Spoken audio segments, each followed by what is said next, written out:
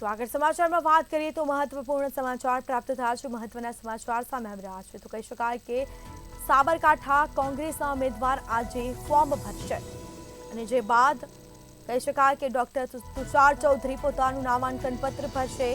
તુષાર ચૌધરીએ માતૃશ્રીના આશીર્વાદ લીધા। ખેડબ્રહ્મા ખાતેથી ઘરે નીકળ્યા બાદ દર્શન કર્યા। રામદેવ પીર અને શ્રી અંબિકા માતાજીના દર્શન કરી આશીર્વાદ મેળવ્યા। તુષાર ચૌધરી વિજય મુહૂર્તમાં નામાંકન પત્ર ભરશે।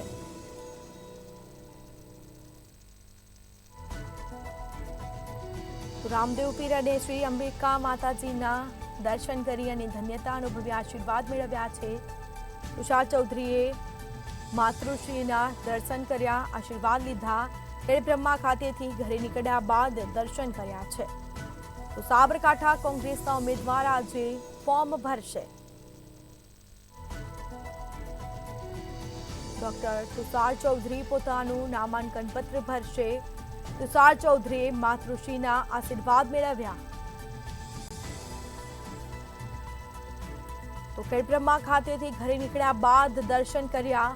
રામદેવ પીર અને શ્રી અંબિકા માતાજીના દર્શન કર્યા, આશીર્વાદ મેળવ્યા। તો તુષાર ચૌધરી વિજય મુહૂર્તમાં નામાંકન પત્ર ભરશે। ખેડબ્રહ્મા ખાતેથી ઘરે નીકળ્યા બાદ કર્યા દર્શન। તુષાર ચૌધરી વિજય મુહૂર્તમાં નામાંકન પત્ર ભરશે।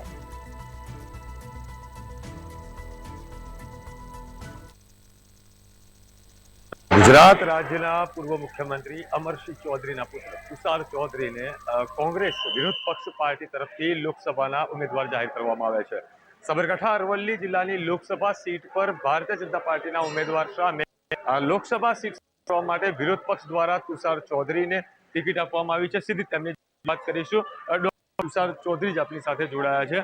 સાહેબ, ખાસ કરીને વાત કરવામાં આવે તો આજે નવરાત્રા ચાલી રહ્યા છે, આઠમ છે માતાજીની, અને આજે માતાજીના દર્શન કર્યા છે, આપણા માતૃશ્રીના આશીર્વાદ પ્રાપ્ત કર્યા છે અને આજે નામાંકન ભરવા જઈ રહ્યા છો, શું કહેશો? આટલા દિવસમાં ચૂંટણી પ્રચાર દરમિયાન સમગ્ર વિસ્તારનો પ્રવાસ કરી ચૂક્યો છું અને જે પ્રકારનો પ્રતિસાદ તમામ બંને જિલ્લામાંથી અને તાલુકામાંથી મળી રહ્યો છે એ ઉપરથી લાગી રહ્યું છે કે આ વખતે કોંગ્રેસ આ બેઠક ચોક્કસ જીતશે। અને આજે પણ મોટી સંખ્યામાં લોકો આવવા માટે આતુર હતા અને સામેથી પૂછતા હતા કે આપ ફોર્મ ક્યારે ભરો છો, અમારે કેટલા વાગે પહોંચવાનું છે। તો એ રીતની જે ઇન્ક્વાયરીઓ જે આવી રહી હતી એના પરથી બી એ લોકોનો ફોર્મ ભરવા માટે આવવાનો પણ અદમ્ય ઉત્સાહ આજે દેખાઈ રહ્યો છે। અને આજે અમે એક નાનકડી સભાનું પણ આયોજન કર્યું છે ને ત્યારબાદ રેલી આકારે અમે ફોર્મ ભરવા કલેક્ટર કચેરીએ જઈશું। ખાસ કરીને આજે વિજય મુહૂર્તની અંદર આપ નામાંકન દાખલ કરશો, કેટલા લીડની જીતની એક આશય છે અને કેટલો આશાવાદ વ્યક્ત કરી રહ્યા છો? કોંગ્રેસનો વિજય નિશ્ચિત છે, પણ મતદાન થયા પછી હું લીડનો આંકડો કહીશ, અત્યારે લીડનો આંકડો કહેવો મુશ્કેલ છે। આપણી સાથે ડૉક્ટર તુષાર ચૌધરી હતા, ત્યાર સાથે એમને માતુશ્રી પણ આપણી સાથે જોડાયા છે। ખાસ કરીને આજે આપણા પુત્ર છે તે ઉમેદવારીનું નામાંકન ભરી રહ્યા છે, કેટલી ખુશી છે?